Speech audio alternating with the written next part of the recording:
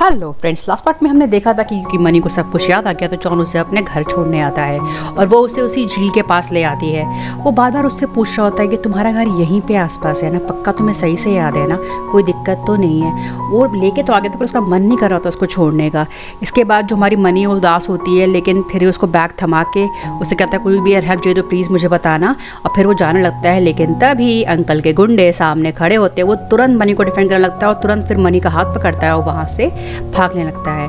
ये दोनों भाग रहे होते हैं, गुंडा इनके पीछे कर रहे होते हैं, पर मनी एकदम खुश होती है कि जॉन ने उसका हाथ पकड़ा है। एकदम स्माइल करते हुए दौड़ रही होती है, पर अल्टीमेटली गुंडे इनको घेर लेते हैं और फिर जॉन की फाइट होती है गुंडों से और वो मनी को भागने को बोलता है। मनी भागती है लेकिन एक गुंडा उसको पकड़ लेता है, लेकिन मनी तो मनी है, तुरंत उसके सर पे हाथ रखती है और सीख जाती है फाइट करना। और फिर तो जो मारती है सबको कि पूछो मत। लेकिन फिर से गुंडे घेर लेते हैं और ये दोनों गुंडे बॉस आ जाते हैं और ये बंदा अब जॉन पे शूट करने जा रहा होता है। जॉन पूरी तरह से मनी को कवर कर रहा होता है और फिर जब वो शूट करता है तो तुरंत जॉन नीचे होता है, लेकिन मनी तुरंत उसके सामने आके अपने पूरे असली रूप में आ जाती है और देखते ही देखते वो नागरानी बन जाती है। ये देख के तो मतलब इन सारे गुंडों की हालत ख़राब हो जाती है, लेकिन साथ ही में जॉन भी बहुत डर जाता है, स्पेशली जब वो आग बरसाने लगती है इन गुंडों पे। तो जो हमारा जॉन होता है वो एकदम घबरा रहा था, उसकी आंखों में एकदम डर होता है। वो तो मनी से कह रहा था कि मेरे पास मत आओ, लेकिन मनी उसके पास आती है गुंडों को बेहोश करने के बाद, उनकी याददाश्त गायब करने के बाद, और फिर वो धीरे धीरे अपने असली रूप में मतलब ह्यूमन रूप में आती है।